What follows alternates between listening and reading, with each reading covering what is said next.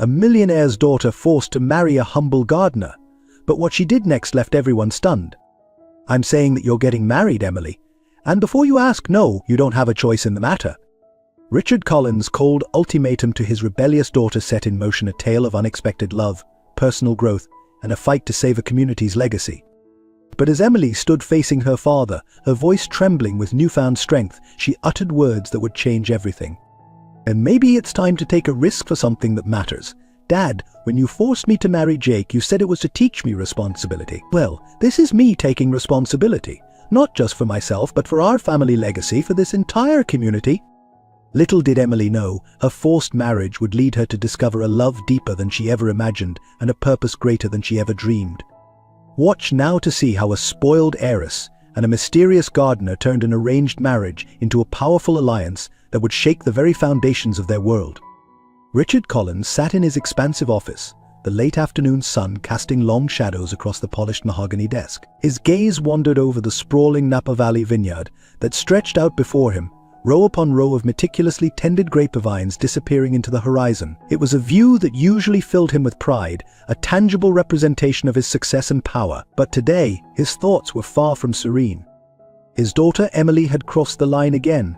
The report from his private investigator lay open on his desk, detailing her latest act of rebellion. Emily was dating some ne'er-do-well, a troublemaker from Los Angeles with a penchant for fast cars and faster living. Richard's jaw clenched as he thought about it. He had given her everything: wealth, education, opportunities, and this was how she repaid him. Richard Collins was a man accustomed to control. He had built his empire from the ground up, transforming a small family vineyard into a multi-million-dollar wine business through sheer determination and iron will. He applied that same level of control to every aspect of his life, including his daughters, especially after her mother passed away. Emily had always been headstrong, pushing against every boundary he set. But lately, her rebellion had reached new heights. Richard refused to let her throw her future away on some foolish romance with a man who had no prospects. He needed to teach her a lesson, one she wouldn't forget. As the sun dipped lower in the sky, painting the vineyard in hues of gold and crimson, Richard's thoughts darkened. He formulated a plan, one so severe it would force Emily to reconsider her choices. His eyes fell on the figure of Jake, the estate's gardener, visible through the window as he worked among the rosebushes. Jake had been a fixture on the Collins estate for years, tending to the vineyards and gardens with quiet diligence. He was a simple man, someone who never asked for more than his modest wages and the satisfaction of a job well done. Richard had always appreciated Jake's work ethic, his reliability. Now, he saw Jake in a new light, as the perfect pawn in his game to control Emily. Richard picked up the phone, his decision made. "Jake," he said when the call connected, "I need to see you in my office. Now." "Ow." A few minutes later, there was a soft knock at the door. Jake entered, removing his worn cap, as he always did out of respect. He was in his early 30s, with rugged good looks honed by years of outdoor work. His demeanor radiated calm, a stark contrast to Emily's fiery temperament. "You wanted to see me, Mr. Collins?" Jake asked, his tone polite but wary. Richard leaned back in his leather chair, studying Jake with narrowed eyes. "Yes, Jake, I have a proposition for you. It involves my daughter, Emily." Jake frowned, clearly confused. He knew Emily, of course.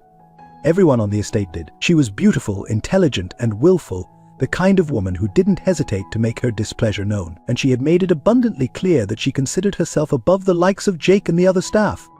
"Sir?" Jake prompted when Richard remained silent.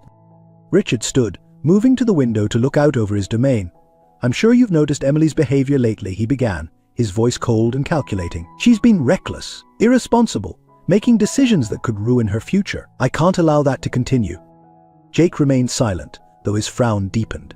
He had indeed noticed Emily's increasingly wild behavior, her late-night parties, and her parade of questionable boyfriends. But it wasn't his place to comment on the boss's daughter. Richard turned back to face Jake, his expression unreadable. "I want her to learn responsibility, Jake. I want her to understand that life isn't all about indulgence and defiance." He paused, letting the weight of his words settle in the room. "So, I've decided that she will marry you." The room seemed to still, and for a moment, Jake looked like he hadn't heard correctly. "Marry me?" he repeated, incredulity clear in his voice. "Yes," Richard confirmed, his tone brooking no argument. "You're a good man, Jake. Hardworking, dependable. You represent everything Emily needs to learn. She'll see firsthand what life is like for people who aren't handed everything on a silver platter." Jake stared at Richard, his expression unreadable. "But sir, I'm just a gardener," he protested, weak-lusted. Emily, she doesn't even like me. This doesn't seem right." Richard waved a hand dismissively. "It's not about like Jake. It's about discipline. You'll be doing her a favor in the long run. She needs to grow up, and you'll help her do that." He paused, his voice softening slightly. "And you'll be compensated handsomely, of course." Silence stretched between them, the weight of Richard's words hanging in the air. Jake shifted uncomfortably, glancing out the window as if the vineyards might offer some escape from the situation he was now a part of. "I don't know, Mr. Collins," Jake began, but Richard cut him off. "You don't have a choice," Richard said firmly. "Neither of you do." Jake lowered his gaze, understanding that there was no point in arguing. When Richard Collins made a decision, there was no reversing it. The fate of both Jake and Emily had been sealed in this moment, their lives irrevocably changed by the whim of a powerful man. As Jake left the office, his mind reeling from the unexpected turn of events, Richard turned back to the window. The sun had set now, leaving the vineyard in deepening twilight. He told himself that he was doing this for Emily's own good, that she would thank him one day for showing her the value of hard work and simplicity. But deep down, in a part of himself he rarely acknowledged, Richard knew that this was about control. It was about bending Emily to his will, about shaping her life to fit his vision. And if Jake was caught in the crossfire, well, that was simply collateral damage. As darkness fell over the Collins estate, Richard Collins stood alone in his office, the architect of a plan that would change lives forever. The stage was set, the players unwitting pawns in his game. All that remained was to inform Emily of her impending marriage. Richard allowed himself a small, grim smile. She wouldn't like it, of course. But then, that was rather the point. Emily Collins stepped out of her cherry-red Porsche, the car's engine still purring behind her. The valet rushed forward, eager to park the vehicle worth more than he'd make in a decade. Emily tossed him the keys without a second glance, her stilettos clicking against the pavement as she made her way to the entrance of Los Angeles' most exclusive nightclub. The bouncer recognized her immediately, unhooking the velvet rope to let her pass. "Evening, Miss Collins," he said, his voice a mix of deference and poorly concealed admiration. Emily flashed him a dazzling smile, reveling in the power she held over people with just her name and her looks. Inside, the club was a cacophony of thumping music and flashing lights. Bodies writhed on the dance floor, and the air was thick with the scent of expensive perfume and top-shelf liquor. This was Emily's world, a far cry from the stuffy confines of her father's vineyard. "Emily." A voice called out over the din. She turned to see her best friend, Sophia, waving from a VIP booth. Emily made her way over, accepting a glass of champagne from a passing waiter as she went. "You're late," Sophia pouted, but there was no real reproach in her voice. Emily being fashionably late was as much a part of their nights out as the endless flow of alcohol and the paparazzi lurking outside. Emily shrugged, sliding into the booth. "Daddy dearest decided to lecture me again about my irresponsible behavior," she said, rolling her eyes. "And as if he has any right to talk about responsibility." Sophia laughed, raising her glass in a mock toast. "To Richard Collins, the most controlling father in all of California." Emily clinked her glass against Sophia's, downing the champagne in one elegant gulp. "He threatened to cut me off again," she confided, signaling for another drink. "Said I need to start taking the family business seriously." "And?" Sophia prompted, knowing there was more to the story. A wicked grin spread across Emily's face. "And I told him he could take his precious vineyard and shove it where the sun doesn't shine." The group in the booth erupted in laughter and cheers. This was why they loved Emily, her sharp tongue, her defiance, her utter disregard for the rules that bound the rest of them. As the night wore on, Emily found herself at the center of attention, as always. She danced on tables, ordered rounds of drinks for complete strangers, and flirted shamelessly with anyone who caught her eye. It was a performance, in a way, a carefully cultivated image of the wild child heiress. But beneath the carefree exterior, there was a part of Emily that ached. A part that longed for something more, something real. She pushed that feeling down, drowning it in another shot of tequila. As Jake left the study, his mind reeling, he caught sight of Emily watching him from the top of the stairs. Their eyes met, a moment of shared disbelief and resignation passing between them. In that moment, standing on opposite ends of the grand staircase, Emily and Jake were united in their powerlessness, two pawns in a game orchestrated by Richard Collins. Neither of them could have predicted the journey that lay ahead, the challenges and revelations that would test them both in ways they could never have imagined. The stage was set, the players in place. In 2 weeks' time, a most unusual marriage would take place, one that would change the lives of everyone involved forever. The day of the wedding dawned bright and clear, the California sun casting a golden glow over the Collins estate. But inside the main house, the atmosphere was anything but cheerful. Emily stood in her childhood bedroom, staring at her reflection in the full-length mirror. The wedding dress she wore was beautiful, a creation of silk and lace that would have cost a small fortune. Yet Emily felt like she was wearing a straitjacket. A soft knock at the door broke her reverie. "Come in," she called, her voice flat and emotionless. Sophia, her best friend and maid of honor, entered the room. Her eyes were red-rimmed, evidence of the tears she'd shed on Emily's behalf. "Oh, Em," she said softly, "you look beautiful." Emily turned away from the mirror, unable to bear the sight of herself any longer. "I look like a prisoner being led to the gallows." Sophia crossed the room and took Emily's hands in hers. "It's not too late, you know. We could still make a run for it. I have a car waiting. Just say the word." For a moment, Emily was tempted.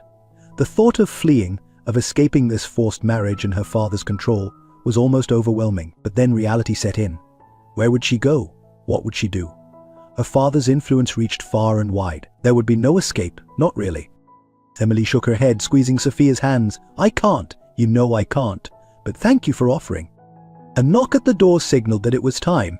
Emily took a deep breath, steeling herself for what was to come. "Let's get this over with," she muttered.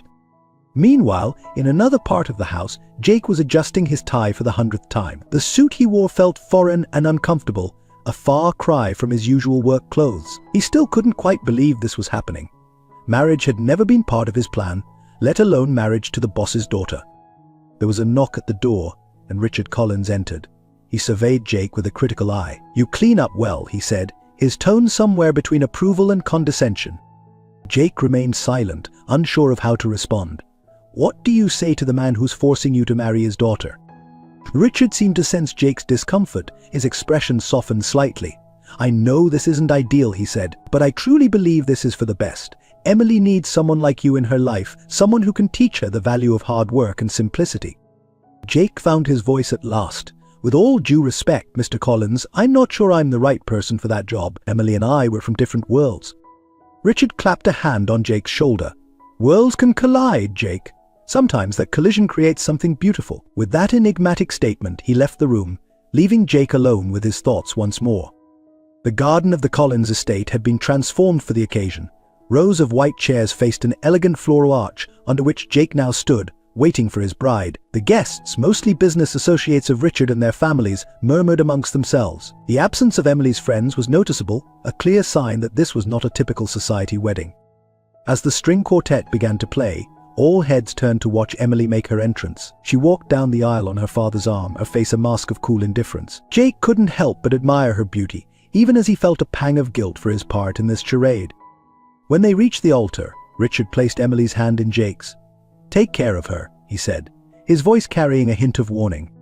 The officiant began the ceremony, his words about love and commitment ringing hollow in the face of the reality of the situation. Emily and Jake exchanged vows mechanically, their voices devoid of emotion.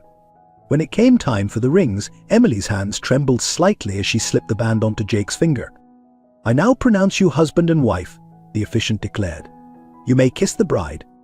Jake hesitated, looking into Emily's eyes for the first time since the ceremony began. What he saw there wasn't hatred or disgust, as he'd expected, but a deep, profound sadness. Gently, he leaned in and placed a chaste kiss on her cheek. The guests applauded politely, but there was an undercurrent of discomfort. Everyone present knew this was no love match, no fairy tale ending. The reception that followed was a subdued affair. Emily and Jake sat at the head table, barely touching their food or speaking to each other. Richard made the rounds, shaking hands and accepting congratulations as if this were a normal wedding. As the sun began to set, casting long shadows across the lawn, Emily stood abruptly. "I need some air," she announced, not looking at Jake or her father as she strode away from the reception. Jake watched her go, feeling helpless. He caught Richard's eye across the room, receiving a subtle nod that clearly meant go after her. With a sigh, Jake stood and followed in Emily's wake. But he found her by the rose garden, her favorite spot on the estate. She stood with her back to him, her shoulders shaking slightly. It took Jake a moment to realize she was crying. "Emily," he said softly, not wanting to startle her. She whirled around, hastily wiping at her eyes. "What do you want?" she snapped. Jake held up his hands in a placating gesture. "I just wanted to make sure you were okay." Emily laughed bitterly. Okay? How could I possibly be okay? I've just been forced to marry a man I barely know, all because my father thinks he knows what's best for me. Jake stepped closer, his voice gentle. I know this isn't what either of us wanted, but we're in this together now. Maybe we can make the best of it. Emily looked at him, really looked at him, for what felt like the first time. She saw kindness in his eyes, a genuine desire to make things right. For a moment she allowed herself to wonder if maybe, just maybe, this arrangement might not be the disaster she'd anticipated. But then reality came crashing back. This wasn't a fairy tale, and Jake wasn't her Prince Charming. He was a pawn in her father's game, just as she was. There is no best of it, Jake, she said, her voice cold. This is a business arrangement, nothing more. Don't pretend it's anything else.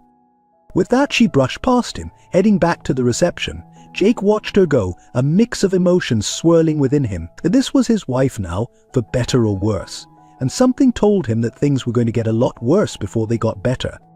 As the stars began to twinkle in the darkening sky, Jake made his way back to the reception, steeling himself for the life that lay ahead. A life bound to a woman who despised him, in a world he didn't understand. But he was determined to make it work somehow. After all, what other choice did he have? The first light of dawn was creeping through the curtains when Emily stirred, momentarily disoriented by her unfamiliar surroundings. As consciousness fully returned, so did the crushing reality of her situation. She was in the guest house, now her new home, lying next to a man she barely knew, her husband. Emily glanced over at Jake's sleeping form, his chest rising and falling in a steady rhythm. Even in sleep, there was a peacefulness about him that irritated her. How could he be so calm when their entire lives had been upended, his heirs had been upended? Careful not to wake him, Emily slipped out of bed and padded to the kitchen. The guest house, while comfortable, was a far cry from the luxury she was accustomed to. No staff to prepare her morning coffee, no personal chef to whip up a gourmet breakfast. Just a small, modest kitchen that she barely knew how to navigate. After fumbling with the coffee maker for several frustrating minutes, Emily finally managed to brew a pot. She took her steaming mug out to the small porch, wrapping herself in a throw blanket against the early morning chill. The vineyard stretched out before her, bathed in the soft light of dawn. It was beautiful, she had to admit, but it felt like a gilded cage. This was to be her life now, trapped in this quaint little house, married to a man she didn't love, cut off from everything and everyone she knew. Morning, Jake's voice startled her out of her reverie.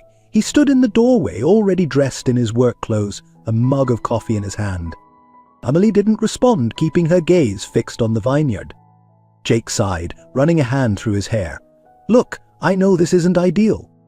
Ideal? Emily scoffed, finally turning to face him. This is a nightmare. My entire life has been stolen from me, and you're complicit in it. Jake's face fell, hurt flashing in his eyes before he masked it. I didn't ask for this either, Emily, but we're both here now, so we might as well try to make the best of it. Emily stood abruptly, nearly spilling her coffee. Make the best of it?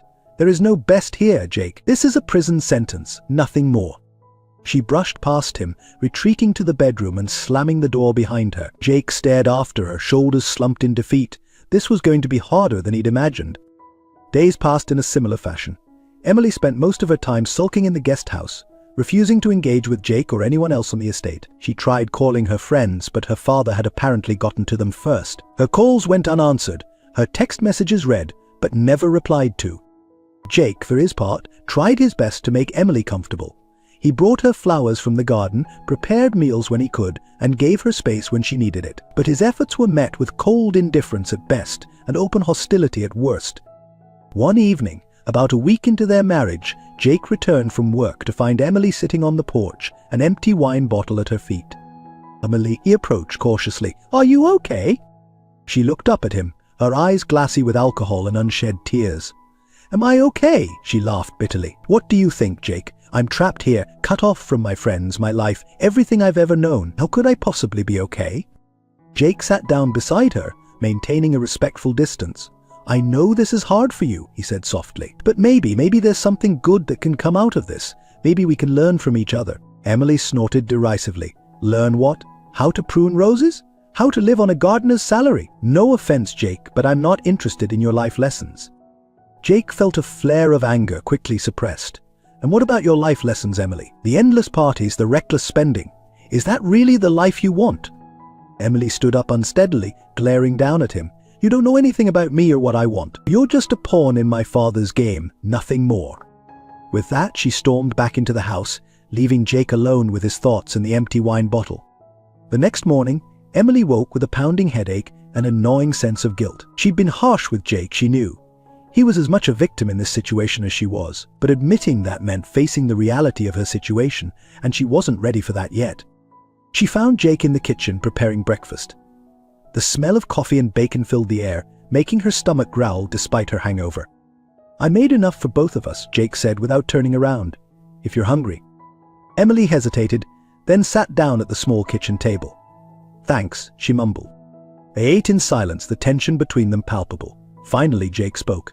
"I have to work in the North Vineyard today. It's beautiful up there, if you wanted to come see it." Emily's first instinct was to refuse, to retreat back to the bedroom and wallow in her misery, but something stopped her. Maybe it was the genuine kindness in Jake's voice, or maybe she was just tired of staring at the same four walls.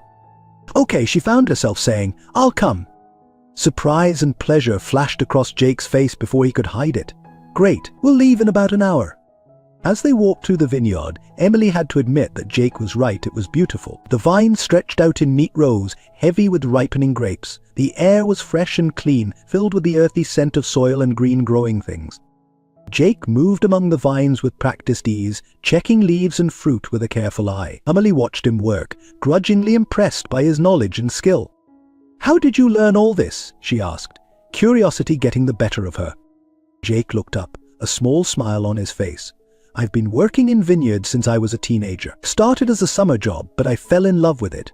There's something satisfying about nurturing something, watching it grow." Emily nodded, not quite understanding but appreciating his passion. "I guess I never really thought about where the wine comes from. To me, it was just there." Jake's smile widened. "There's a lot more to it than most people realize. Here, let me show you." He guided her through the process, explaining how they cared for the vines, when to harvest the grapes, how the terroir affected the flavor of the wine. Emily found herself genuinely interested, asking questions and even laughing at Jake's corny wine puns.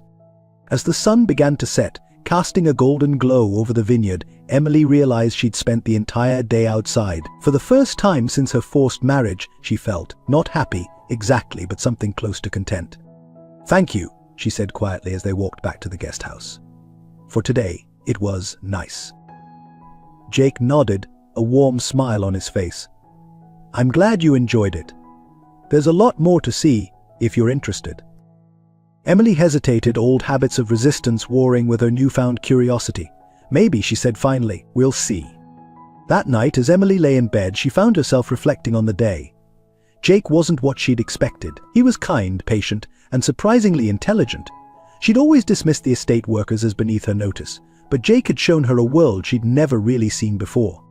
But even as she acknowledged these thoughts, another part of her rebelled. This wasn't her life, her choice. She couldn't let herself be seduced by the simple charms of vineyard life. She was Emily Collins, socialite and heiress, not some farmer's wife. The conflict within her raged on, leaving her tossing and turning long into the night. Over the next few weeks, a tentative routine began to establish itself.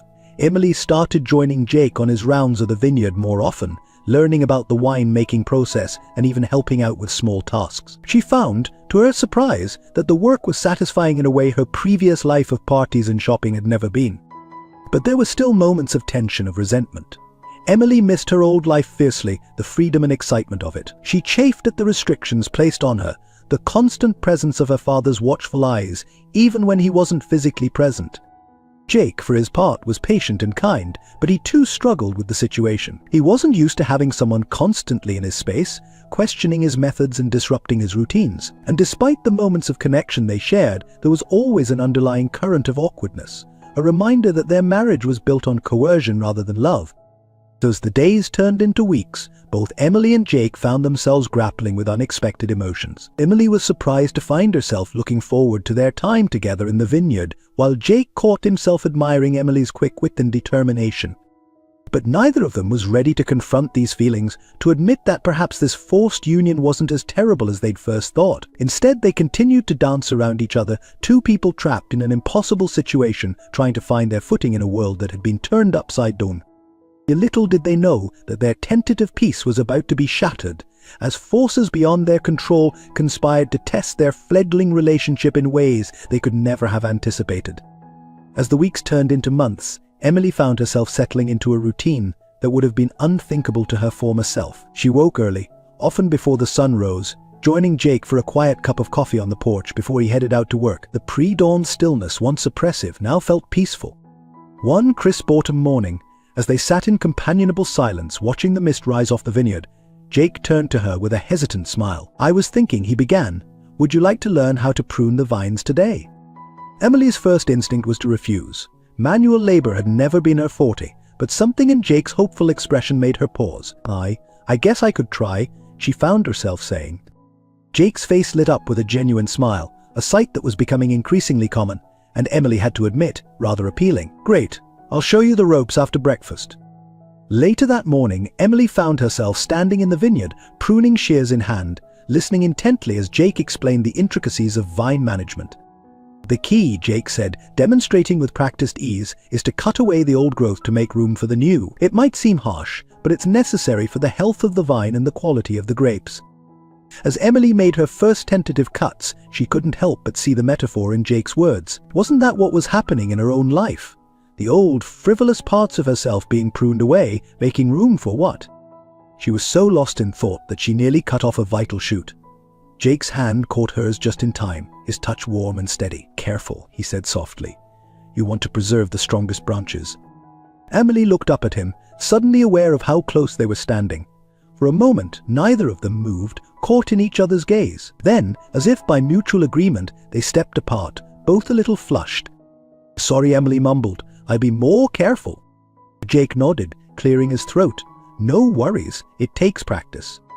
As the day wore on, Emily found herself enjoying the work more than she'd expected. There was something satisfying about the physical labor, the tangible results of her efforts visible in the neatly trimmed vines. By the time the sun began to set, she was tired but oddly invigorated.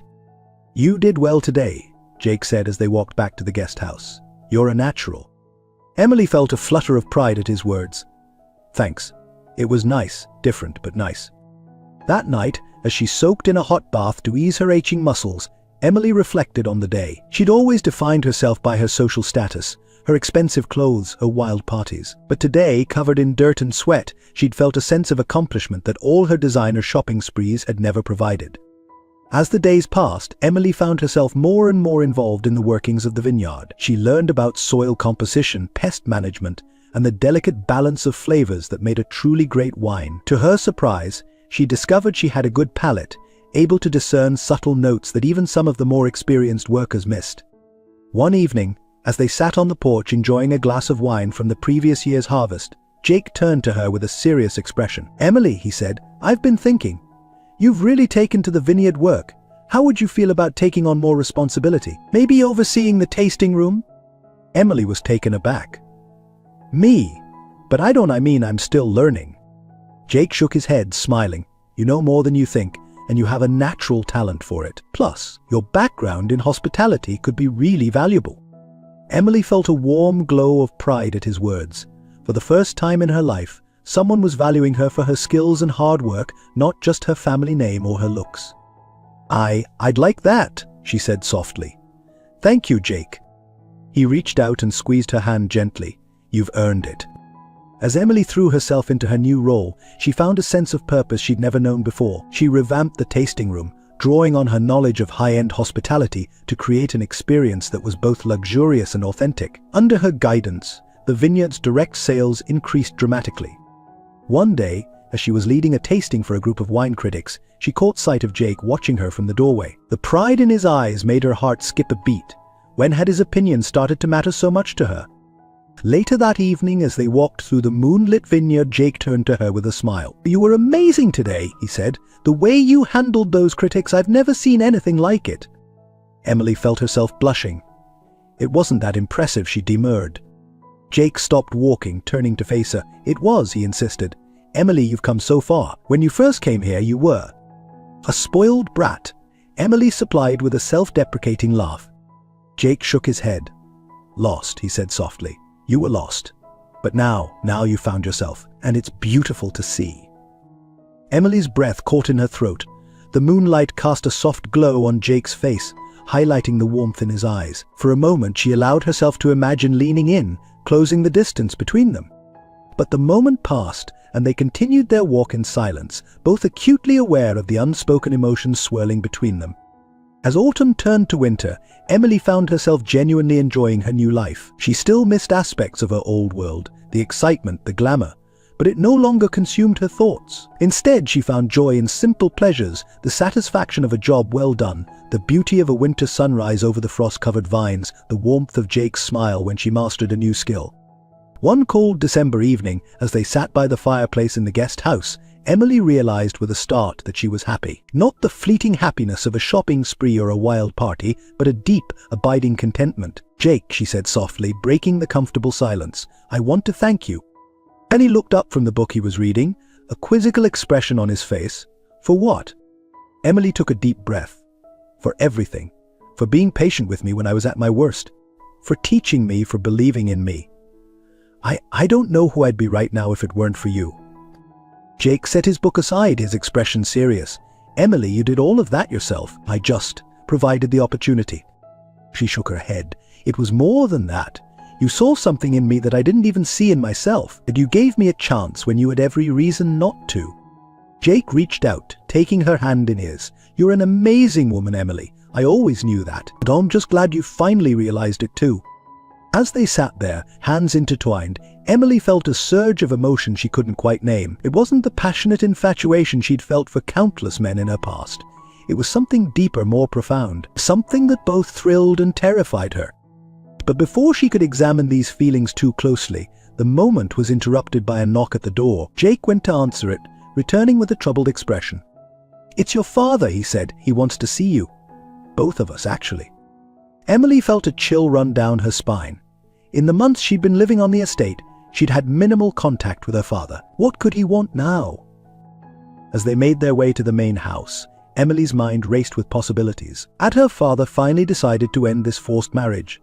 Was he going to cut her off completely? Or was there something else, something she couldn't even imagine? Whatever it was, Emily realized with a start she was no longer the same woman who had been forced into this marriage months ago. She was stronger now, more confident in herself and her abilities. Whatever her father had to say, she would face it with Jake by her side. As they entered Richard Collins' study, Emily squared her shoulders, ready to confront whatever challenges lay ahead. Little did she know the conversation they were about to have would test her newfound strength in ways she could never have anticipated. The tension in Richard Collins' study was palpable as Emily and Jake entered. Richard sat behind his imposing desk, his face an unreadable mask, but it wasn't her father that made Emily's breath catch in her throat. It was the man standing by the window, his back to them, as he gazed out over the vineyard. "Emily," Richard said, his voice carefully neutral. "Jake, thank you for coming. We have a situation that needs to be addressed." At the sound of Richard's voice, the man by the window turned, and Emily felt as if the floor had dropped out from under her. She knew that face, those piercing blue eyes, that roguish smile that had once made her weak at the knees.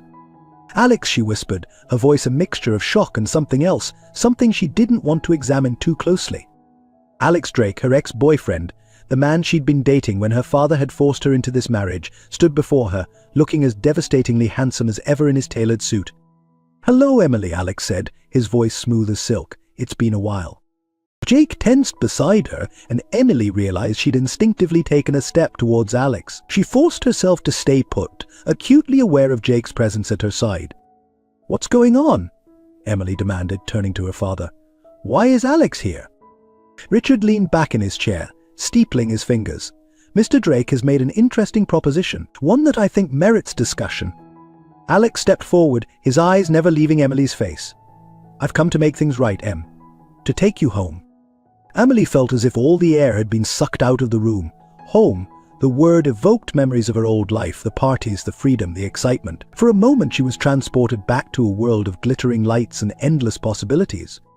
But then she felt Jake shift beside her, and reality came crashing back. This was her home now, wasn't it? "What are you talking about, Alex?"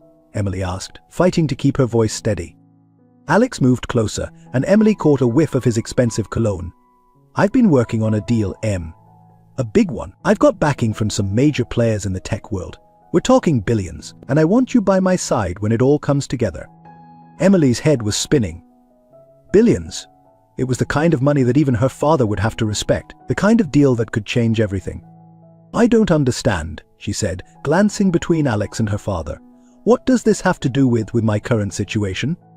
It was Richard who answered. "Mr. Drake has made a compelling case for dissolving your marriage to Jake. In light of his new financial status, I'm inclined to reconsider my previous decision." Emily felt as if she'd been slapped. She turned to Jake, expecting to see hurt or anger in his eyes. Instead, she saw resignation, as if he'd always been waiting for this moment. "Jake," she began, but he cut her off with a small shake of his head. "It's okay, Emily," he said softly. "I always knew this was temporary, that someday you'd go back to your real life." His words, meant to be kind, cut her to the core. Was this just temporary? Was the life she'd built here, the person she'd become, not real? Alex stepped closer, taking her hand in his. "Come on, Em, this isn't you. Playing at being a farmer's wife, you were meant for so much more. Come back to the city with me. We'll take on the world together, just like we always planned." Emily's mind was reeling. Just a few months ago, she would have jumped at this chance. She would have seen it as a rescue, an escape from the prison her father had created for her. But now, she looked at Jake, really looked at him. She saw the kindness in his eyes, the strength in his calloused hands. She thought of the early mornings in the vineyard, the satisfaction of a hard day's work, the quiet evenings by the fire. She thought of the woman she'd become, stronger, more confident, more real than she'd ever been in her old life. But she also couldn't deny the pull she felt towards Alex, towards the life he was offering. The excitement, the challenge, the chance to prove herself on a global stage. It was intoxicating. I need time to think," she said finally, her voice barely above a whisper. Richard nodded, as if he'd expected this response. "Of course. Take the night to consider Mr. Drake's offer. We'll reconvene in the morning to make a final decision." As they left the study, Emily felt as if she was sleepwalking. Jake walked beside her in silence, his face unreadable. Alex followed a few steps behind, his presence a tangible force at her back. When they reached the guest house, Jake turned to her. "I'll sleep on the couch tonight," he said quietly. "Give you some space to think." Before Emily could respond, he disappeared inside, leaving her alone with Alex.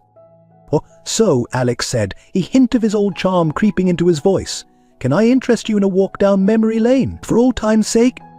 Emily hesitated. She knew she should say no, should go inside and really think about her decision. But a part of her, the part that still yearned for her old life, couldn't resist. "So walk," she said firmly, "that's all." As they strolled through the moonlit vineyard, Alex regaled her with tales of his latest adventures, of the deals he'd made and the worlds he'd conquered. Emily found herself laughing at his stories, falling into the easy rhythm they'd once shared.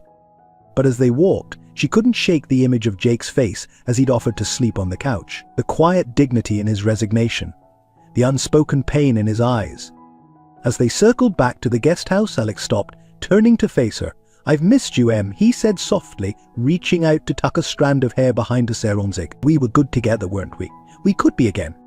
Emily felt her heart racing. This was the moment in all those romantic movies where the heroine falls back into the arms of her true love. But as Alex leaned in, his intention clear, Emily found herself taking a step back. "I'm sorry, Alex," she said, surprised by the steadiness in her voice. "I need to think, alone." She turned and walked into the guest house, leaving Alex standing in the moonlight. As she closed the door behind her, Emily leaned against it, her mind and heart in turmoil. In the quiet of the night, with Jake's steady breathing coming to the living room, and the memory of Alex's cologne still lingering in her nostrils, Emily faced the most important decision of her life. A decision that would shape not just her future, but the very essence of who she was. The next morning dawned grey and overcast, matching Emily's tumultuous mood. She had barely slept, her mind racing with thoughts of Jake, Alex, and the life-altering decision that lay before her. As she stepped out onto the porch, she found Jake already there, 2 steaming mugs of coffee in hand. "I thought you might need this," he said softly, offering her a mug. Emily accepted it gratefully, their fingers brushing in the exchange. The familiar gesture, once so comfortable, now felt charged with unspoken tension. "Jake," Emily began, her voice hesitant, "about last night." Jake held up a hand, stopping her. "Emily, before you say anything, there's something I need to tell you. Something I should have told you a long time ago." Emily felt a flutter of apprehension in her stomach. "What is it?" Jake took a deep breath, his eyes fixed on the misty vineyard before them. "I haven't been entirely honest with you about who I am." Emily's heart began to race. "What do you mean?" Jake turned to face her, his expression a mix of guilt and determination. "My name isn't just Jake, it's Jacob Thornton. I. The name hit Emily like a physical blow. Thornton. As in Thornton Enterprises, one of the largest tech conglomerates in the world.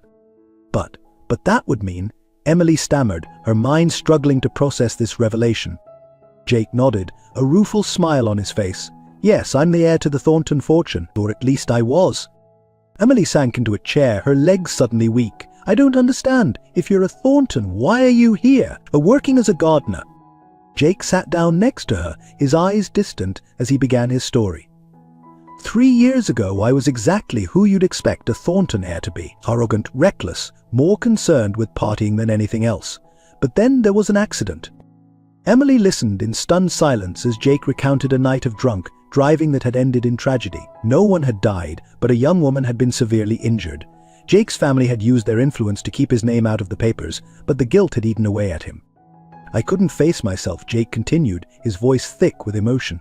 "I couldn't face the person I'd become. So I left, walked away from everything. I wanted to find a place where I could do honest work, where I could make amends in some small way."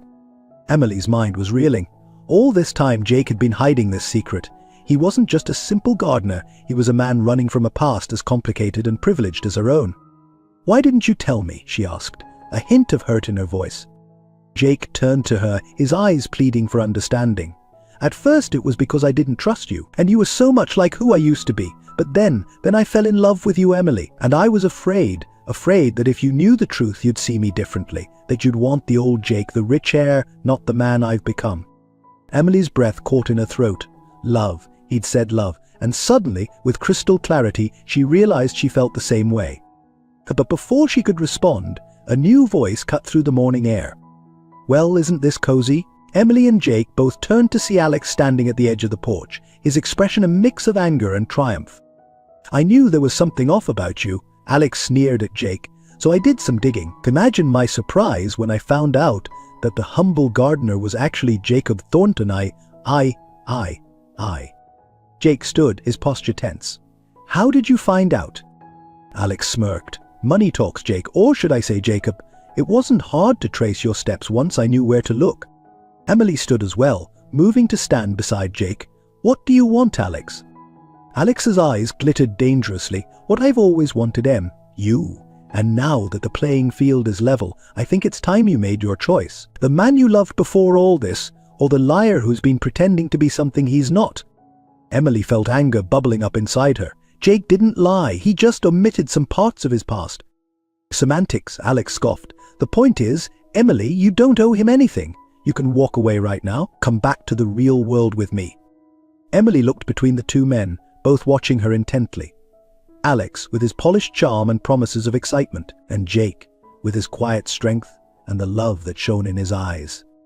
In that moment, Emily realized that the choice wasn't really about Alex or Jake. It was about who she wanted to be.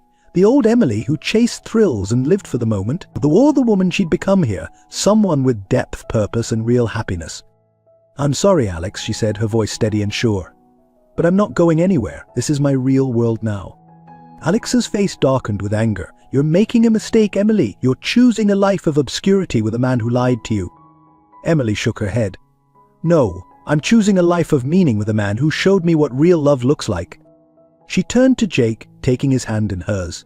"I love you, Jake. Your past doesn't change that. If anything, knowing what you've overcome just makes me love you more." Jake's eyes shone with unshed tears as he pulled Emily into a tight embrace. Over his shoulder, she saw Alex storm off, disappearing down the path towards the main house. As they stood there, holding each other in the misty morning light, Emily felt a sense of peace settle over her. The decision she'd agonized over all night suddenly seemed so simple, so clear. This was where she belonged, with Jake in this vineyard, building a life of purpose and love. Whatever challenges lay ahead, whatever secrets still remained to be revealed, she knew they would face them together.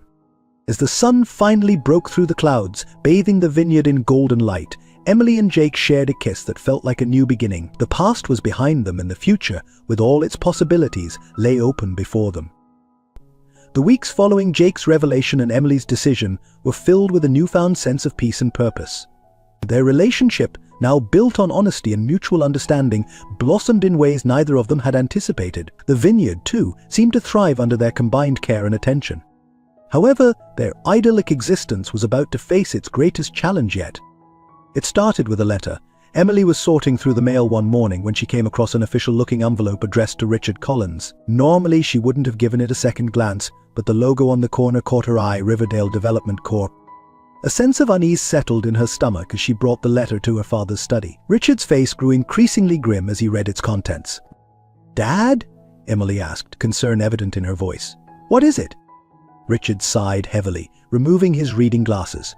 "It seems Riverdale Development has made an offer to buy the estate. They want to turn the entire valley into a luxury resort complex." Emily felt as if the wind had been knocked out of her. But they can't do that, can they? This land has been in our family for generations." Richard's expression was grave. "They're offering an astronomical sum, Emily. And they're not just approaching us. They're trying to buy out every vineyard in the valley." The implications of this hit Emily like a ton of bricks. If Riverdale succeeded, it wouldn't just be their home and livelihood at stake, but the entire winemaking community in the valley. "We have to stop them," Emily said, determination hardening her voice. Richard looked at her with a mix of pride and resignation. "It's not that simple, sweetheart. Many of our neighbors are struggling.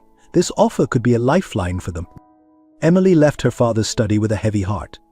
She found Jake working in the greenhouse, humming softly to himself as he tended to the young vines. When she told him about Riverdale's offer, Jake's usually calm demeanor gave way to anger. "They can't do this," he said, his voice tight with emotion. "This land, this way of life, it means everything to the people here." Emily nodded, feeling a surge of affection for this man who had come to love the vineyard as much as she did. "We need to do something," she said. "But what?" Over the next few days, Emily and Jake threw themselves into researching Riverdale development and rallying the local community. They organized meetings with other vineyard owners, reached out to local conservation groups, and even started a social media campaign to raise awareness about the threat to the values. Their efforts didn't go unnoticed. One evening, as they were returning from a community meeting, they found Alex waiting for them at the guest house. "I hear you've been making waves," he said, his tone casual but his eyes sharp. Emily tensed, stepping closer to Jake. "What do you want, Alex?"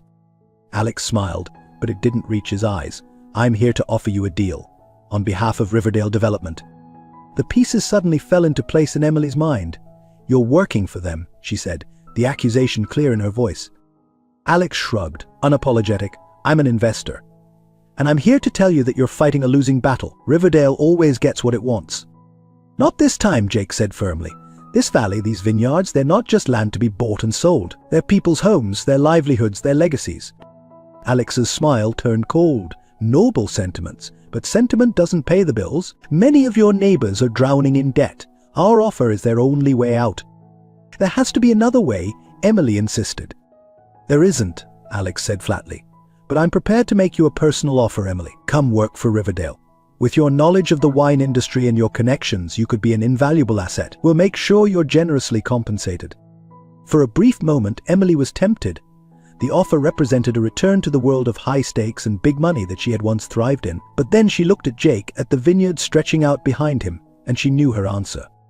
"No," she said firmly. "I won't help you destroy something beautiful for the sake of profit." Alex's face hardened. "Don't be a fool, Emily. You can't win this fight." "Maybe not," Emily replied, "but we're sure as hell going to try." After Alex left, Emily and Jake sat on the porch, the weight of the challenge before them settling heavily on their shoulders. "What are we going to do?" Emily asked, her voice small in the gathering darkness. Jake was quiet for a long moment, his gaze fixed on the vineyard. Then, slowly, a smile spread across his face. "I think," he said, "it's time I stopped running from my past." Emily looked at him quizzically. "What do you mean?" Jake turned to her, determination shining in his eyes. "The Thornton Foundation. It was set up by my great-grandfather to support sustainable agriculture. I've avoided anything to do with my family for years, but maybe it's time I embrace that legacy. For the right reasons." Hope bloomed in Emily's chest. "Do you think they'd help?" Jake nodded. "It's exactly the kind of project they look for. We could set up a fund to help the struggling vineyards, maybe even establish a co-op to strengthen the whole community." Emily felt a surge of excitement. "And we could use my marketing experience to rebrand the valley, attract more tourism, make the vineyards profitable again."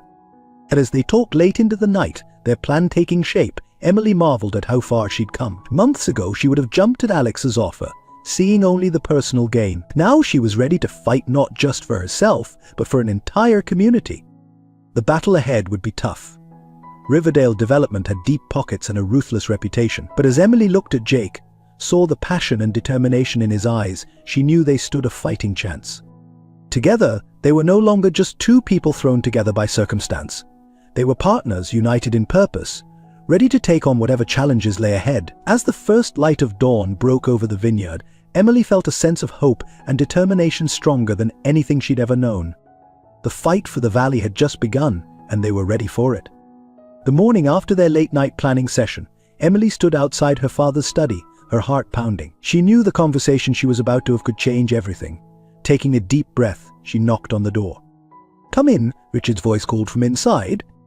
Emily entered, finding her father behind his desk, surrounded by papers and looking more stressed than she'd ever seen him. "Dad," she said, her voice steady despite her nerves, "we need to talk." Richard looked up, his expression a mixture of exhaustion and resignation. "If this is about Riverdale's offer, Emily, I'm not sure there's much left to discuss."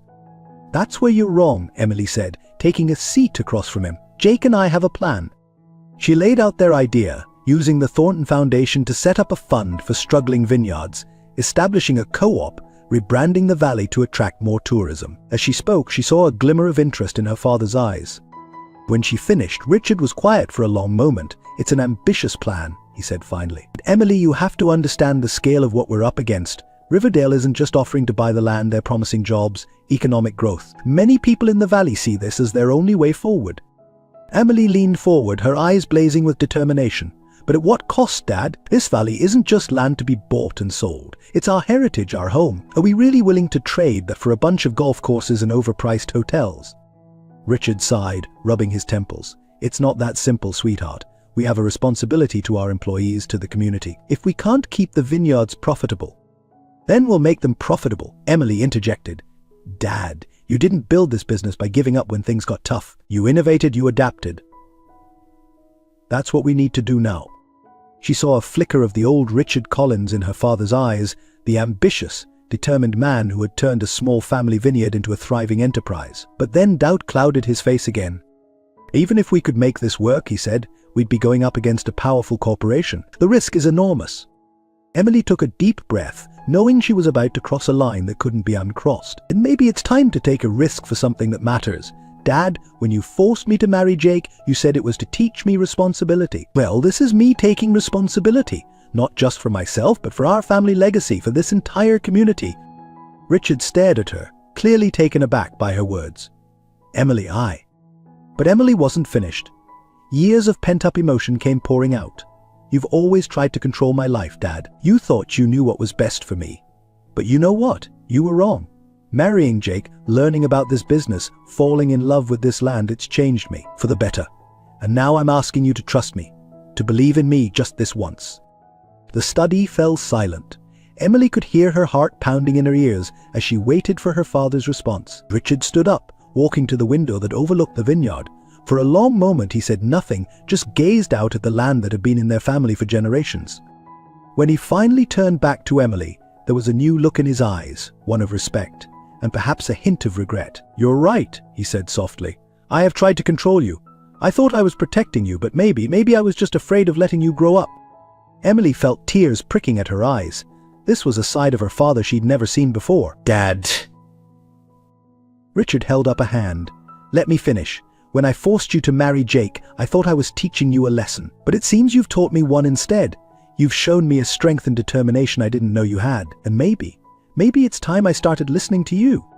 Emily's heart soared. "Does this mean you'll support our plan?" Richard nodded slowly.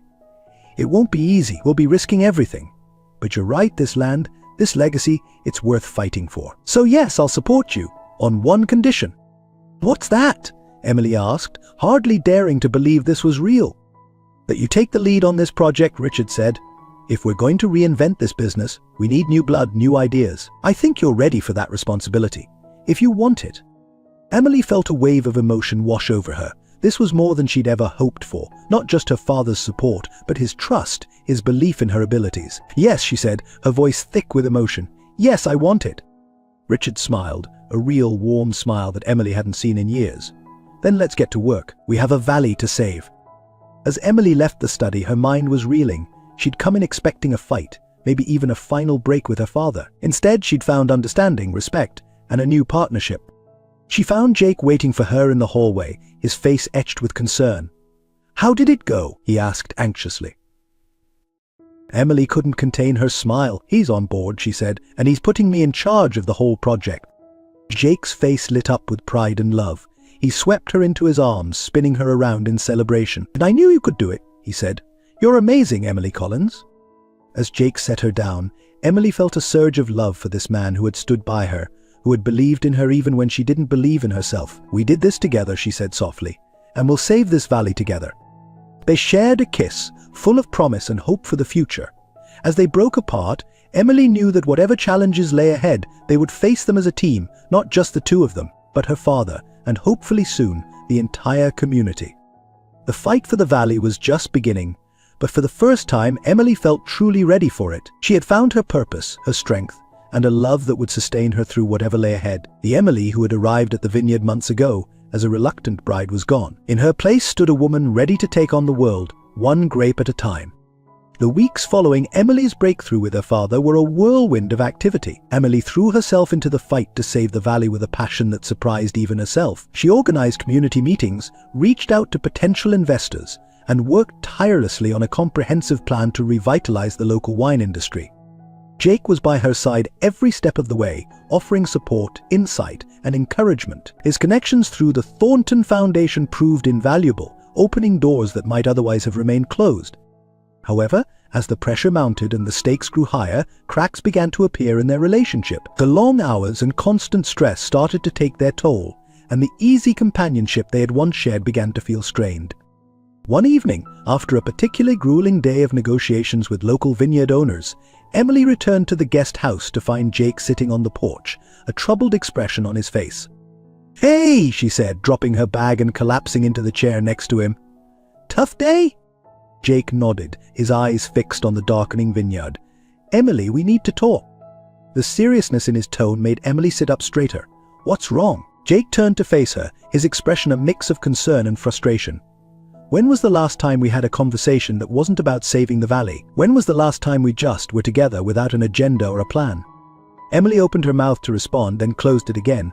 She realized with a start that she couldn't remember. The fight to save the valley had consumed every waking moment. "Jake, she began, but he cut her off. "I know this is important, Emily. I know we're fighting for something bigger than ourselves, but I feel like we're losing us in the process." His words hit Emily like a physical blow. She had been so focused on the goal, so determined to prove herself, that she had neglected the very relationship that had given her the strength to take on this fight in the first place. "I'm sorry," she said softly. "I didn't realize I'd been so caught up in everything." Jake reached out and took her hand. "I understand, and I'm proud of you, Emily. The way you've taken charge, the passion you've shown, it's incredible. But I miss you. I miss us." Emily felt tears pricking at her eyes. "I miss us too," she admitted. I don't know how to balance it all. This fight, it feels like life or death sometimes." Jake nodded. "I know, but we can't lose sight of why we're doing this. We're fighting for a future, Emily. Our future. If we lose ourselves along the way, what's the point?" As they sat in silence, the weight of Jake's words settling between them, a new voice broke the quiet of the evening. "Well, isn't this cozy?" Emily and Jake both turned to see a woman standing at the edge of the porch. She was strikingly beautiful, with long dark hair and piercing green eyes, but it was the familiarity with which she looked at Jake that made Emily's heart clench. Jake stood abruptly, his face a mask of shock. "Sarah, what are you doing here?"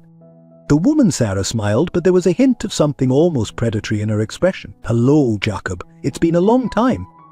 Emily stood as well, moving closer to Jake almost instinctively. "Jake, who is this?" Jake's voice was strained as he made the introductions. "Emily, this is Sarah Blackwood. We used to date. Back in my old life."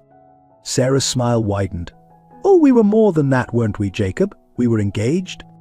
Emily felt as if the ground had dropped out from under her. Engaged. Jake had never mentioned an engagement. "That was a long time ago," Jake said firmly. "Sarah, why are you here?" Sarah's eyes flickered to Emily before returning to Jake. I heard about your little crusade to save this quaint valley. I thought you might need some help. The Blackwood family still has considerable influence, you know."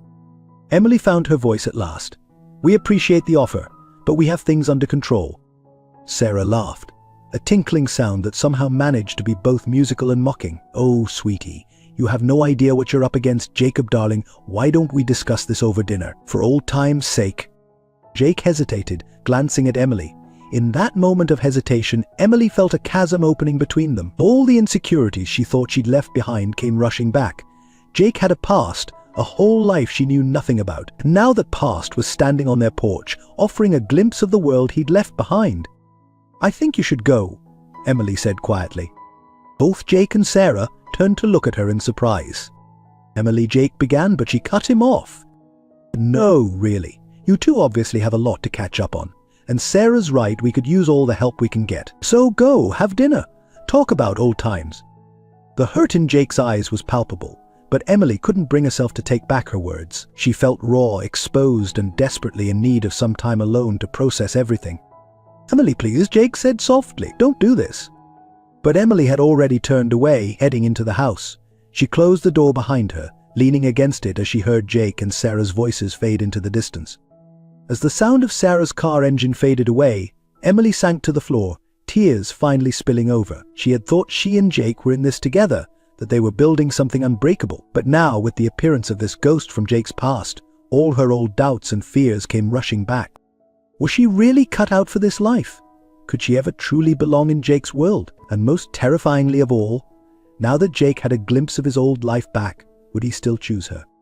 As night fell over the vineyard, Emily sat alone in the darkening house, facing the biggest crisis of faith she'd encountered since this journey began. The valley wasn't the only thing at stake anymore.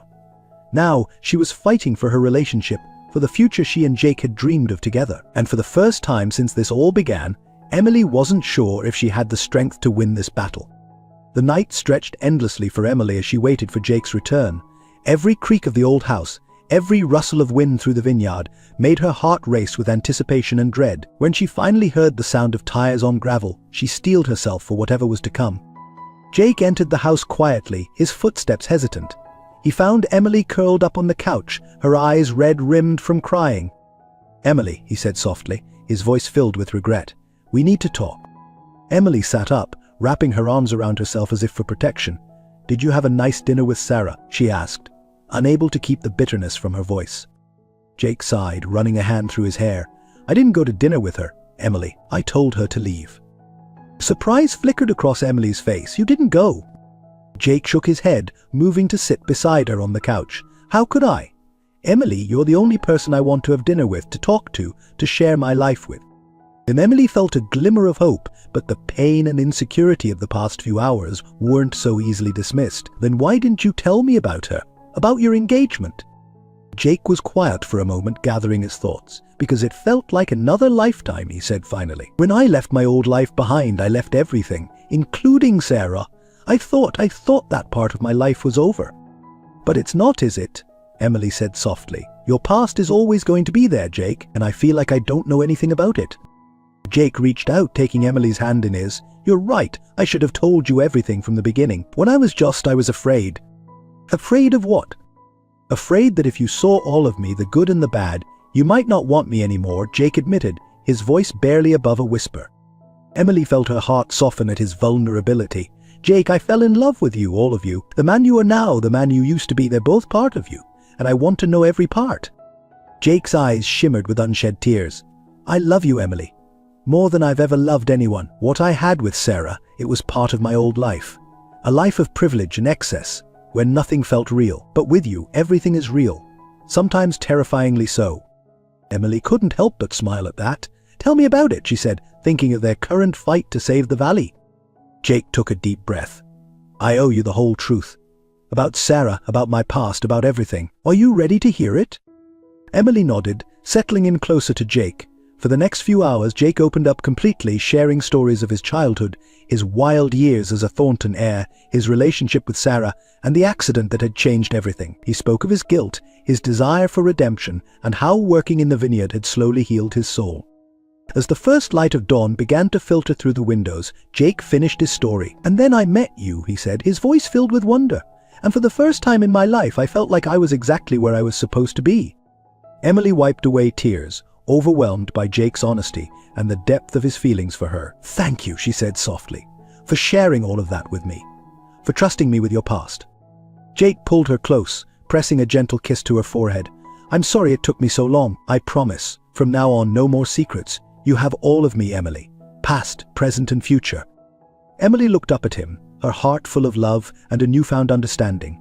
"And you have all of me, Jake, including the stubborn, workaholic parts that sometimes forget what's really important." Jake chuckled, the sound rumbling through his chest. "I wouldn't have you any other way, but maybe we can work on finding a better balance." Emily nodded, snuggling closer to him. "Definitely. Starting now, what do you say we take the day off? No work, no saving the valley, just us." Jake's face lit up with a smile. "That sounds perfect. What did you have in mind?" Emily grinned mischievously. "Well, I seem to remember a certain someone promising to teach me how to make wine the old-fashioned way. Something about stomping grapes with our bare feet." Jake laughed, the joy in his voice washing away the last of the tension between them. "Your wish is my command, Mrs. Thornton." As they spent the day together, laughing and playing in the vineyard like children, Emily felt a sense of peace settle over her. The challenges they faced, saving the valley, navigating their pasts, building a future together, were still there. But now she felt more equipped than ever to face them. That evening, as they sat on the porch watching the sunset, Emily turned to Jake with a serious expression. "I think I'm ready," she said. Jake raised an eyebrow. "Ready for what?" "To face Riverdale development. To fight for this valley with everything we've got. But this time we do it together, as partners, in every sense of the word." Jake's eyes shone with pride and love. Together, he agreed, sealing the promise with a kiss. As the stars began to twinkle in the darkening sky, Emily and Jake sat in comfortable silence, their fingers intertwined. The road ahead would be challenging, filled with obstacles and unexpected turns. But Emily knew that as long as she had Jake by her side, there was nothing they couldn't face. The girl who had arrived at the vineyard months ago as a reluctant bride was gone. In her place was a woman who had found her purpose, her strength, and a love deeper and truer than anything she had ever known. Whatever the future held, Emily was ready to embrace it, with Jake, with her newfound family in the valley, and with the unwavering determination that had become her hallmark. As they headed inside, hand in hand, Emily felt a sense of excitement for what lay ahead. The fight for the valley was far from over, but with their love reaffirmed and their partnership stronger than ever, she knew that they were ready for whatever challenges tomorrow might bring. The morning of Emily and Jake's vow renewal dawned clear and bright, a stark contrast to the somber atmosphere of their first wedding. The vineyard was a hive of activity, with workers and volunteers bustling about, setting up for the celebration. Emily stood in front of the mirror in the guest house, smoothing down her simple white dress. Unlike the elaborate gown she'd worn for her first wedding, this dress was light and airy, more suited to the casual, intimate ceremony they had planned. A soft knock at the door pulled her from her thoughts. "Come in," she called. Sophia, her best friend and maid of honor, entered, her eyes widening as she took in Emily's appearance. "Oh, Em," she breathed, "you look beautiful." Emily smiled, a genuine, radiant smile that reached her eyes. "Thanks, Soph. Like this is exactly where I'm supposed to be."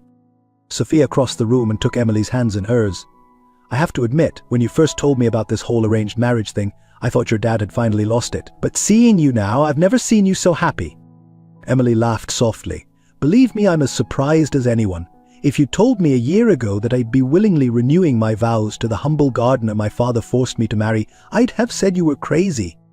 "Life has a funny way of surprising us," Sophia said, giving Emily's hands a squeeze. "Now, are you ready to go get remarried to that handsome husband of yours?" With a deep breath and a nod, Emily followed Sophia out of the guest house and towards the clearing where the ceremony would take place.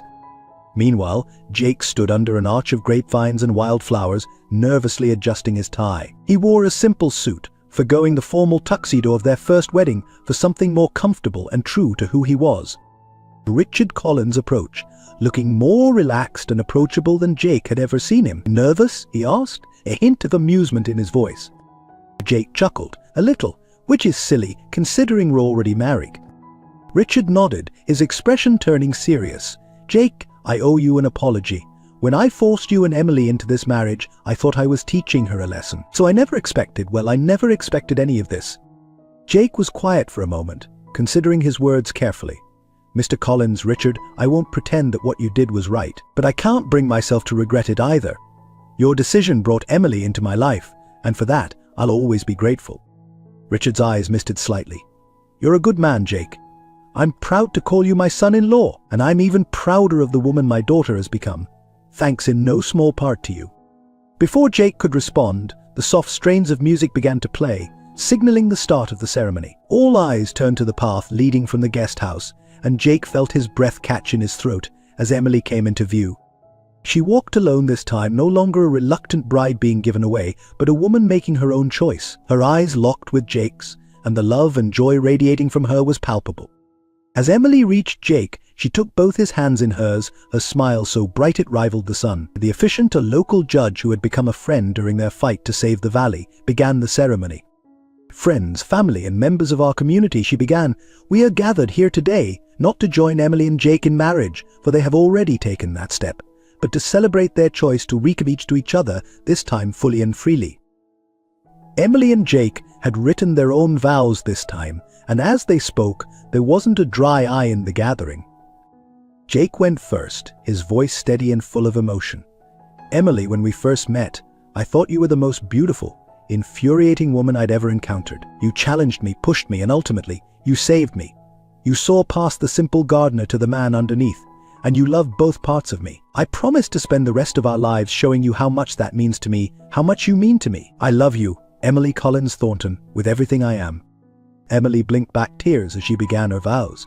"Jake, you came into my life like a whirlwind, upending everything I thought I knew about myself and the world. It taught me the value of hard work, the beauty of simplicity, and the power of true partnership. And you stood by me through every challenge, believing in me even when I didn't believe in myself. I promise to love you, support you, and continue growing with you for all the days of our lives. You are my heart, my home, and my happily ever after."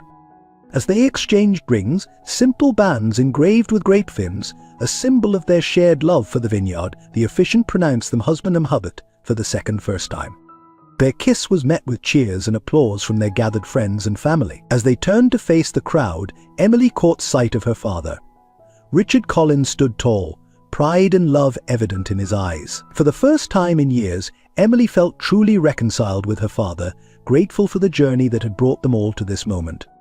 The reception that followed was a joyous affair, full of laughter, good food, and of course, excellent wine. As the sun began to set, casting a golden glow over the vineyard, Emily and Jake snuck away for a moment alone.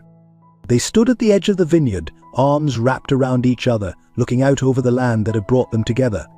"So, Mrs. Collins Thornton," Jake said, pressing a kiss to Emily's temple, "are you ready for our next adventure?" Emily laughed, the sound full of joy and promise. "With you, always. Bring on the grape stomping, the early harvests, the fight against corporate takeovers. As long as we're together, I'm ready for anything."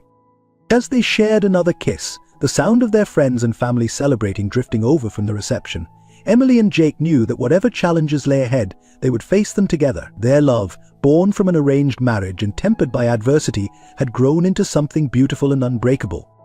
The vineyard stretched out before them, a testament to their shared passion and hard work. And as the first stars began to twinkle in the twilight sky, Emily and Jake looked to the future with hope, love, and the unshakable bond of true partnership. As the weeks turned into months following their vow renewal, Emily and Jake found themselves busier than ever. The fight to save the valley had intensified, with Riverdale Development pulling out all the stops to push through their resort plans. But the couple, along with the entire community, stood firm in their resolve. One crisp autumn morning, Emily stood on the porch of the guest house, now their permanent home by choice, cradling a mug of steaming coffee. The vineyard stretched out before her, the vines heavy with ripe grapes ready for harvest. Jake appeared beside her, wrapping an arm around her waist. "Big day today," he said, pressing a kiss to her temple. Emily nodded, a mix of excitement and nervousness fluttering in her stomach. The final town hall meeting. Even after this, the council votes on Riverdale's proposal. They had spent months rallying support, presenting alternative development plans that would preserve the valley's agricultural heritage while still boosting the local economy. Today was the culmination of all their hard work. As they drove to the town hall, Emily couldn't help but reflect on how much had changed. The woman who had once lived for parties and shopping now found her greatest joy in the rhythm of vineyard life and the fight to preserve it. The town hall was packed, with supporters on both sides filling every available seat. Emily and Jake took their places at the front, ready to make their final appeal. As Emily stood to speak, she caught sight of her father in the crowd. Richard Collins nodded encouragingly, a far cry from the controlling patriarch she'd once been. Emily took a deep breath and began. Friends, neighbors, members of the council, we stand at a crossroads today. The choice before us isn't just about land use or economic development, it's about who we are as a community and what we value. As she spoke passionately about the importance of preserving their agricultural heritage, the jobs that would be protected, and the sustainable tourism model they'd developed, Emily could see the impact her words were having, and even some of Riverdale's supporters looked thoughtful. Jake followed with a detailed presentation of their financial projections, showing how their plan could bring prosperity to the valley without sacrificing its soul. When he finished, the room erupted in applause. The Riverdale representatives made their case next, touting job creation numbers and promising a boost to the local economy, but their arguments felt hollow in the face of the community spirit Emily and Jake had fostered. As the council prepared to vote, Alex approached Emily and Jake. His face was resigned but not unkind. "You've put up one hell of a fight," he said. "Whatever happens, well, you should be proud." Emily felt a wave of compassion for her former flame. "Thank you, Alex. I hope you can understand why this means so much to us." Alex nodded. "I'm beginning to. Good luck." The room fell silent as the council members cast their votes. Emily gripped Jake's hand tightly, her heart pounding. And then, the motion to reject Riverdale Development's proposal passes, the council chairman announced. The valley will remain zoned for agricultural use. The room exploded in cheers. Emily found herself swept into Jake's arms, laughing and crying at the same time. They had done it. They had saved the valley. In the weeks that followed, Emily and Jake threw themselves into implementing their plans for the valley. The co-op they had envisioned became a reality, with local vineyards working together to strengthen their position in the market. Emily's marketing expertise came into play as they rebranded the valley, attracting a new wave of eco-conscious tourists eager to experience authentic vineyard life. One evening, about a year after their victory at the town hall, Emily and Jake sat on their porch, watching the sun set over their thriving vineyard. A half-empty bottle of their award-winning Cabernet sat between them, the first vintage they'd produced together. "I have some news," Emily said, a smile playing at the corners of her mouth. Jake raised an eyebrow. "Oh, good news, I hope." Emily took his hand, placing it gently on her stomach. "The best kind. We're going to have a baby." Jake's eyes widened in shock before his face split into a joyous grin. He pulled Emily into a tight embrace, peppering her face with kisses. "A baby," he whispered in awe. "We're going to be parents." As they sat there, planning for their future and dreaming of the child they would raise surrounded by grapevines and love, Emily marveled at the journey that had brought them to this point. "You know," she said softly, "if someone had told me 2 years ago that I'd be living in a guest house, running a vineyard, married to the gardener, and happier than I've ever been, I'd have thought they were crazy." Jake chuckled, pulling her closer. "Life has a funny way of giving us exactly what we need, even when we don't know we need it." Emily nodded, thinking of her father's misguided attempt to teach her a lesson. "I suppose I should thank Dad for his crazy arranged marriage scheme. Without it, I might never have found all of this." "Speaking of your dad," Jake said, "how do you think he'll react to becoming a grandfather?" Emily laughed. "I think he'll be over the moon. He's come a long way too, you know. I saw him helping Mrs. Rodriguez prune her vines the other day. Voluntarily." They sat in comfortable silence for a while, watching as the first stars appeared in the darkening sky. Emily felt a profound sense of peace wash over her. This was where she belonged, who she was meant to be. "I love you," she said, turning to Jake. "Thank you for showing me what really matters in life." Jake kissed her softly. "I love you too. Thank you for making me a better man." As night fell over the vineyard, Emily and Jake remained on the porch, talking quietly about their hopes and dreams for their growing family. The challenges they had faced, and those yet to come, had only strengthened their bond. They were partners in every sense of the word, ready to take on whatever life might bring. From reluctant bride to passionate advocate, from spoiled heiress to dedicated vintner, Emily's journey had been one of transformation and self-discovery, and as she sat there, wrapped in the arms of the man she loved, with a new life growing inside her, she knew that the best was yet to come. The vineyard stretched out before them, a testament to their love, their hard work, and the power of following one's heart. As the cool night air carried the sweet scent of ripening grapes, Emily and Jake looked to the future with hope, love, and the unshakable bond of true partnership. Their story, like a fine wine, had only grown richer and more complex with time, and the best vintages they both knew were still to come. Life's greatest gifts often come disguised as our biggest challenges. Emily and Jake's journey teach us that true love and personal growth can blossom in the most unexpected places. Their story reminds us that our preconceptions about happiness and success can blind us to the beauty of a simpler, more authentic life. Just as Emily learned to appreciate the richness of vineyard life, we too can find fulfillment by embracing change and opening our hearts to new experiences. Their struggle to save the valley shows us the power of community and the importance of fighting for what truly matters. Remember, like a fine wine, relationships deepen and improve with time, patience, and care. Every challenge you face together can strengthen your bond, every misunderstanding can lead to greater understanding, and every shared triumph can sweeten your connection. In the end, true wealth isn't measured by money or status, but by the love we share, the lives we touch, and the legacy we leave behind. So dare to let life surprise you. Embrace the unexpected turns in your journey, for they may lead you to your truest self and your greatest happiness. Your happily ever after might not look like what you imagined, but it could be more beautiful than you ever dreamed. Trust in love, believe in yourself, and never underestimate the transformative power of following your heart. We hope Emily and Jake's story touched your heart, and perhaps even inspired you to see life's challenges in a new light. Now, we'd love to hear from you. What part of their journey resonated with you the most? Have you ever experienced an unexpected turn in life that led to something beautiful? Or perhaps you're facing a challenge right now and found hope in this tale? Share your thoughts, experiences, or any questions you might have in the comments below. Your story could be the inspiration someone else needs today. And if you enjoyed this video and want more engaging stories that blend romance, personal growth, and life lessons, don't forget to hit that subscribe button and ring the notification bell. That way you'll never miss out on our latest uploads. Remember, every like, comment, and subscription helps our channel grow and allows us to keep bringing you content that touches the heart and stirs the soul. Thank you for watching, and we can't wait to read your comments. Until next time, may your own life story be as rich and fulfilling as a well-aged wine.